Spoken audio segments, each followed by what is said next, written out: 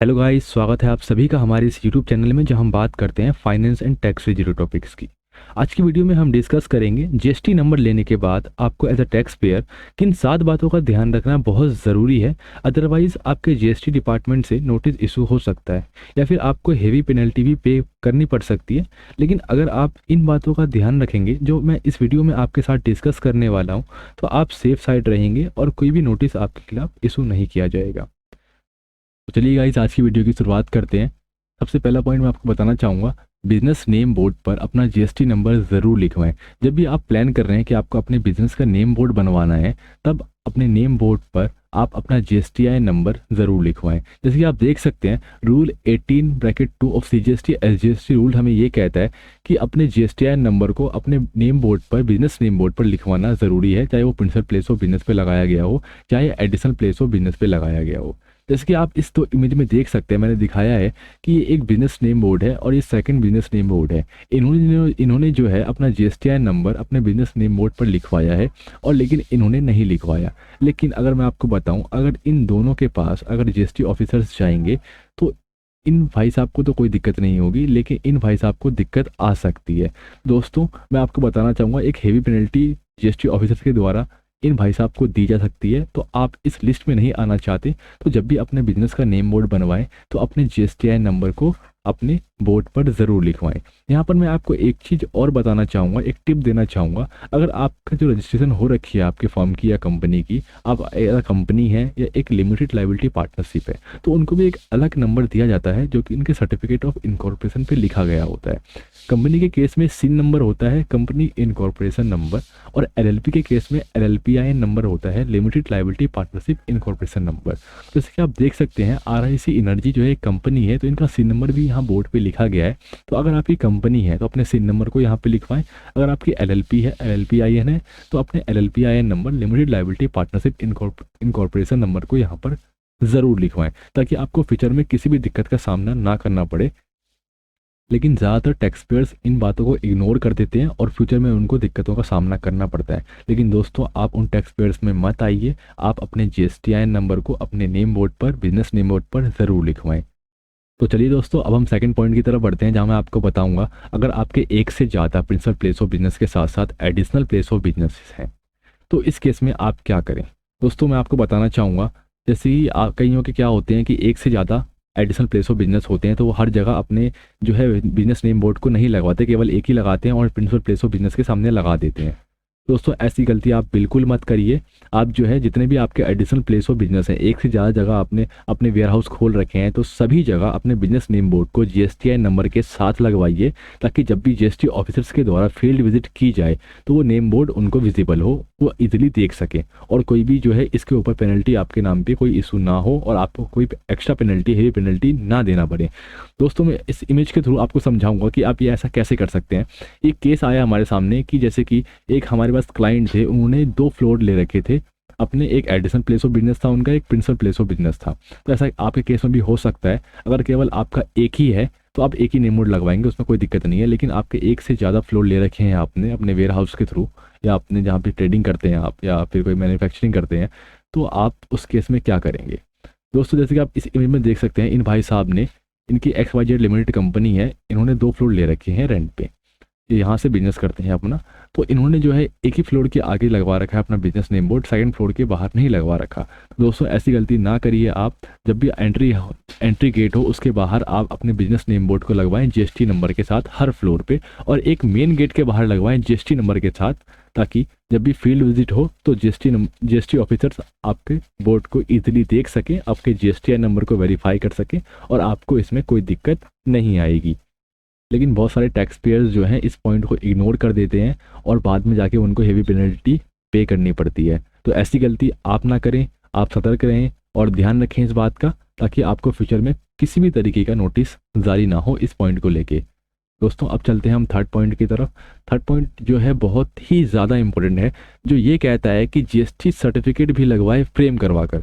दोस्तों, ये मैं आपको बताना चाहूँगा, अगर आपके पास जीएसटी सर्टिफिकेट है उसको आप फ्रेम करवा लीजिए, और अपने वॉल पे जहाँ भी आप बिजनेस प्लेस है आपका, उसके ऊपर लगवा दीजिए, ताकि कभी कभार जो होता है हमें किसी बायर को, किसी सेलर को अपना रजिस्टर सर्टिफिकेट शेयर करना पड़ता है, तो आप इजीली, पहला पॉइंट आपको ये बेनिफिट मिल सकता है, आप इजीली फोटो स्कैन करके आप इजीली उनको सेंड कर सकते हैं। दूसरी चीज़, आप इसको इग्नोर मत करिए, आप जीएसटी सर्टिफिकेट अपने वॉल पे लगवाइए, ताकि आपको ईजी हो हर काम करने में, और आपके पास एक गवर्नमेंट आइडेंटिटी होती है। ये जब भी कोई आपके पास कोई आपका बायर आता है तो ये देखता है कि ये रजिस्टर्ड पर्सन है, गवर्नमेंट को टैक्स रेगुलर पे करता है, हम इससे डील कर सकते हैं। एक बेनिफिट आपको बिजनेस में ये मिलता है। और सेकंड बेनिफिट आपको ये मिलता है कि जब भी आपके पास कोई भी ऑफिसर आएगा या कोई फील्ड विजिट होगी, कोई रेड होगी, तो इजीली वो आपके जीएसटी सर्टिफिकेट को देख सकता है। ठीक है दोस्तों, तो इस बात को आप बिल्कुल इग्नोर ना करें, आप इसका खास ध्यान रखें, आप जीएसटी सर्टिफिकेट को फ्रेम करवाकर अपने वॉल पर ज़रूर लगवाएं, इसमें आपका ही बेनिफिट है।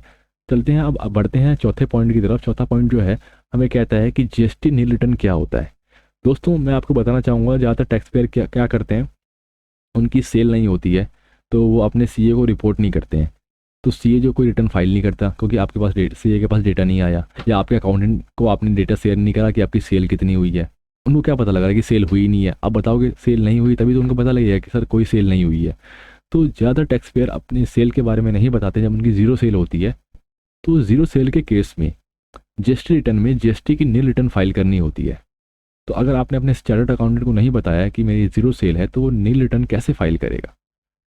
तो ये बहुत ज़्यादा टैक्स पेयर्स इसको इग्नोर कर देते हैं, अपने अपने चार्टर्ड अकाउंटेंट को बताना, सीए को बताना या अपने अकाउंटेंट को बताना, जिससे वो नील रिटर्न फाइल नहीं करते और आपके नाम पे नोटिस आ जाता है, जिससे आपको पेनल्टी पे करनी पड़ती है। पेनल्टी क्या होती है, लेट फी होती है जीएसटीआर 3B की रिटर्न्स की 10 रुपीज़ पर डे, और 25 रुपीज़ सीजीएसटी एसजीएसटी के हेड में आपको पे करना होता है। अगर 10 रुपीज़ है नील रिटर्न में, नील रिटर्न के केस में आपको पे करना पड़ेगा, अदरवाइज सेल हो रखी है तो 50 रुपीज़ होती है, 25 ईच सीजीएसटी एसजीएसटी। तो जीएसटी नील रिटर्न आप जो है अपने सीए को बताएं कि सर मेरी इस महीने कोई सेल नहीं हुई है, ताकि वो फाइल करे, और नील रिटर्न फाइल करना मैंडेटरी है दोस्तों। ओके, तो इसको बिल्कुल इग्नोर ना करें, आप नील रिटर्न फाइल कर सकते हैं। और अब पढ़ते हैं हम पाँचवें पॉइंट की तरफ, जो बहुत ही ज़रूरी है। ये है जीएसटी रिटर्न टाइमली फाइल करें दोस्तों। अगर आप जीएसटी टैक्स पेयर हैं तो अपने रिटर्न को टाइमली फाइल करें, इसको बिल्कुल इग्नोर ना करें। दो तरह की रिटर्न्स जाती हैं, एक मंथली रिटर्न जाती है, एक क्वार्टरली की जीएसटी रिटर्न जाती है। वो आपके टर्नओवर पे बेस होती है, ये 5 करोड़ के नीचे टर्नओवर है तो क्वार्टरली में आप भेज सकते हैं, अदरवाइज 5 करोड़ के ऊपर की टर्नओवर है पूरे साल की आपके फर्म की या कंपनी की, तो आप मंथली प्रेफर कर देंगे, मंथली सेलेक्ट करेंगे। मंथली जीएसटी रिटर्न में आपकी जीएसटीआर 1 जाती है और जीएसटीआर 3B जाती है। जीएसटीआर 1 में आप जो है अपने सेल को दिखाते हो, जीएसटीआर 3B में परचेज जो करते हो उस पर इनपुट लेके आप जो है टैक्स पे करते हो। दोस्तों जीएसटीआर 1 की लास्ट डेट होती है, ड्यू डेट होती है 11th of every month. GSTR 3B की लास्ट डेट होती है 20th ऑफ एवरी मंथ। लेकिन अगर क्वार्टरली की रिटर्न की बात करें तो क्वार्टरली में हमें इनवॉइस फर्निशिंग फैसिलिटी हर महीने भेजनी पड़ती है, जिसमें हम B2B की सेल दिखाते हैं, जो कि जाती है 13 तारीख को हर महीने की। और जीएसटीआर 3B जाती है इसकी 3 महीने में एक बार, जिसकी जो लास्ट डेट होती है 24th ऑफ एवरी क्वार्टर होती है। यहाँ मैंने मंथ लिख दिया, लेकिन होती है 24th of every quarter. Her quarter की 24th तक आप जीएसटीआर 3B जो है क्वार्टरली जीएसटी रिटर्न की भेज सकते हो। तो अपने जीएसटी रिटर्न को टाइमली फाइल करें, ताकि आपको आपके जीएसटी पोर्टल पे कोई भी नोटिस इशू ना हो और किसी भी तरीके की पेनल्टी आपको पे नहीं करनी पड़े।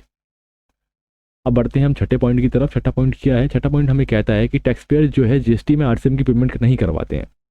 तो ये बिल्कुल फैक्ट है, ज़्यादातर टैक्स पेयर्स को आरसीएम के बारे में पता ही नहीं होता कि आरसीएम होता क्या है। तो मैं आपको पहले बताना चाहूँगा, आरसीएम जो होता है रिवर्स चार्ज मैकेनिज्म होता है। Is the process of GST payment by the receiver instead of the supplier. इसका मतलब हुआ ये जो रिसीवर होता है वही टैक्स पे करेगा, ना कि सप्लायर पे करेगा। In this case, the liability of tax payment is transferred to the recipient receiver instead of the supplier. मान लीजिए ये सप्लायर भाई साहब हैं, रिसीवर ये सर्विस ले रहे हैं, तो इन्होंने सर्विस इनको दे दी, अब ये टैक्स इनको पे करेंगे ना। लेकिन इस केस में क्या होता है, आरसीएम के केस में ये जो रिसीवर है वो रिसीवर डायरेक्ट गवर्नमेंट को टैक्स पे करेगा। नॉर्मल केस में क्या होता है कि सप्लायर रिसीवर से, बायर से टैक्स लेके गवर्नमेंट को पे करता है। नॉर्मल मैकेनिज्म हमारा ये कहता है। लेकिन आरसीएम में रिवर्स चार्ज मैकेनिज्म ये होता है कि सप्लायर को आप टैक्स नहीं देंगे, आप डायरेक्ट टैक्स जो है गवर्नमेंट को पे करेंगे, और अगर आपके पास जीएसटी नंबर है तो इनपुट भी आप ऑन द टाइम क्लेम कर लेंगे। तो ये होता है आरसीएम की पेमेंट के बारे में दोस्तों। तो टैक्स पेयर्स इसकी पेमेंट नहीं करवाते और उनको फाइनल रिटर्न भरते वक्त दिक्कत आ जाती है और उनके जीएसटी पोर्टल पे नोटिस इशू हो जाता है जो कि उनको पता नहीं लगता, बाद में उनको इंटरेस्ट के साथ, लेट फी के साथ इनको सबमिट करवाना होता है। तो इस बात को आप इग्नोर ना करें, आप इसका खास ध्यान रखें ताकि आपको किसी भी दिक्कत का सामना ना करना पड़े, और इसको आप कैश के थ्रू ही पेमेंट करवा सकते हैं। जब भी आपके पास GSTR 3B रिटर्न आप फाइल करेंगे, आपका CA फाइल करेगा तो आपको बता देगा। तो इस चीज़ को इग्नोर ना करें। कोई भी डाउट हो आप कमेंट में हमें लिख सकते हैं, हम आपके डाउट को क्लियर कर देंगे। अब मैं आपको बताऊंगा 7th पॉइंट हमारा क्या कहता है। 7th पॉइंट जो है बहुत ही ध्यान रखने वाली चीज़ है। बिजनेस में हुए बदलाव को GST पोर्टल पर टाइमली अपडेट करें। ज़्यादा टैक्स पेयर क्या करते हैं, अभी किसी एक प्रिंसिपल प्लेस ऑफ बिजनेस पे उन्होंने बिजनेस कर रहे हैं, बाद में वो चेंज कर देते हैं, लेकिन अपने CA को नहीं बताते या अपने अकाउंटेंट को नहीं बताते, या GST पोर्टल पर अपडेट नहीं करवाते, तो उनको दिक्कत हो जाती है। हमारे सामने एक केस भी आया था, हमारे एक क्लाइंट थे, उन्होंने जो है सेम यही इशू था, उन्होंने अपना प्लेस ऑफ बिजनेस चेंज कर लिया, अपने CA को नहीं बताया, हमें नहीं बताया, और क्या हुआ, ऑफिसर्स गए उनके पास तो वहाँ पे कोई एग्जिस्ट ही नहीं कर रहा था कुछ।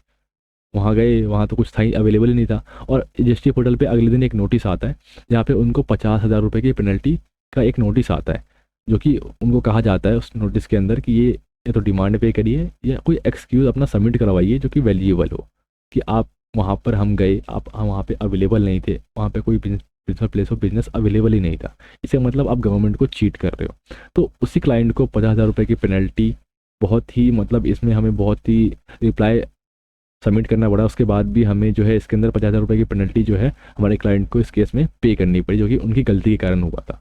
तो दोस्तों, अगर आपके किसी भी चीज़ में, अगर आपकी पार्टनरशिप डीड अमेंड हुई है, या कोई नया डायरेक्टर आपकी कंपनी में ऐड हुआ है, या कोई भी माइनर से माइनर चेंज भी हुआ है, तो अपने CA को बताइए, उनसे गाइडेंस लीजिए। अगर आपको नहीं पता, कोई गाइडेंस देने वाला नहीं है, तो आप हमें कांटेक्ट कर सकते हैं। मैं मेल ID इस वीडियो के लिंक में डाल दूंगा, आप हमें मेल ID पे कांटेक्ट कर सकते हैं फ्रेंड्स। तो अगर आप माइनर से माइनर चेंजेस भी हुए हैं तो अपने GST पोर्टल पे उसको टाइमली आप अपडेट करिए, ताकि आपको फ्यूचर में कोई दिक्कत ना आए। जो अपडेशन जो होती है GST पोर्टल पे 2 तरीके से होती है। Application for amendment in core fields में होती है, एक नॉन कोर फील्ड्स में होती है। कोर फील्ड्स का मतलब ये है जहाँ से हमें GST ऑफिसर की अप्रूवल की ज़रूरत होती है, और नॉन कोर फील्ड में हमें उनकी अप्रूवल की ज़रूरत नहीं होती। जैसे कि phone number, mobile number, contact number जो है ऐड करना है हमें, तो हम नॉन कोर फील्ड्स के ज़रिए ऐड कर सकते हैं। बैंक अकाउंट नंबर ऐड करना है तो इजीली ऐड कर सकते हैं। अगर हम कोर फील्ड में हम अमेंडमेंट करते हैं GST पोर्टल पे कि हमें जो है, अगर अपना एडिशनल प्लेस ऑफ बिजनेस हमने चेंज किया है, या हमने कोई और जगह रेंट पे ली है, तो उसको हमें ऐड करना है, तो हमें full documents, rent agreement, non objection certificate upload करना पड़ता है, और जो है लैंडलॉर्ड के साइन करवाने पड़ते हैं। वो सब हमें अमेंडमेंट इन कोर फील्ड्स में करवाना होता है। तो आप इस चीज़ का ध्यान रखें, माइनर से माइनर चेंज को अपने CA को बताएं कि हमारे प्रिंसिपल प्लेस ऑफ बिजनेस में, एडिशनल प्लेस ऑफ बिजनेस में ये चेंज हुआ है, हमारी डीड में ये चेंज हुआ है, हमने एक डायरेक्टर ऐड करा है, ताकि GST पोर्टल पे उसको अपडेट किया जा सके, और ताकि बाद में आपको कोई दिक्कत का सामना ना करना पड़े। तो इन 7 बातों का आप ध्यान रखेंगे, जिसमें मैंने आपको सबसे पहले बताया। मैं एक बार रिवाइज करवा देता हूँ। सबसे पहले बिजनेस नेम बोर्ड बनवाएं GST नंबर के साथ, SIN नंबर भी लिखवा दें उसके ऊपर, और आपको ये फर्स्ट पॉइंट बताया, बिजनेस नेम बोर्ड बनवाएं। और सेकंड पॉइंट बताया कि जिस फ्लोर पे अवेलेबल है सभी फ्लोर पे आप अपना बिजनेस नेम बोर्ड लगवाएं। और थर्ड पॉइंट मैंने आपको बताया कि GST सर्टिफिकेट अपने वॉल पर ज़रूर लगवाएं, ताकि आपको कोई दिक्कत ना हो, ईजी हो आपका प्रोसेस। और फोर्थ पॉइंट में मैंने आपको बताया, 0 सेल है तो GST की न्यू रिटर्न फाइल करिए। और फिफ्थ पॉइंट जो है मैंने आपको बताया है, GST रिटर्न जो है आप टाइमली फाइल करें। GSTR 1 3B की लास्ट डेट मैंने आपको बता दी है 11th ऑफ एवरी मंथ, और 3B की 20th of every month monthly की रिटर्न की केस में। और छठा पॉइंट में आपको बताया है जैसे कि RCM की पेमेंट आप करवाएं, ज़रूर करवाएं। GST में RCM की पेमेंट क्या होती है मैंने आपको वीडियो में बता दिया है। 7th पॉइंट रहेगा आपका कि बिजनेस में आपका माइनर भी छोटा सा भी बदलाव होता है तो आप उसको पोर्टल पे ज़रूर अपडेट करिए। दोस्तों, आज की वीडियो में इतना ही। अगर आपको हमारी वीडियो पसंद आ रही है तो हमारी वीडियो को लाइक कर दीजिए। आपका यूट्यूब चैनल है, हमारे चैनल को सब्सक्राइब कर लीजिए, ताकि हमारी वीडियोज़ की नोटिफिकेशन आपको फ्यूचर में मिलती रहे। तब तक के लिए मिलते हैं अगली वीडियो में, तब तक के लिए टाटा, गुड बाय दोस्तों।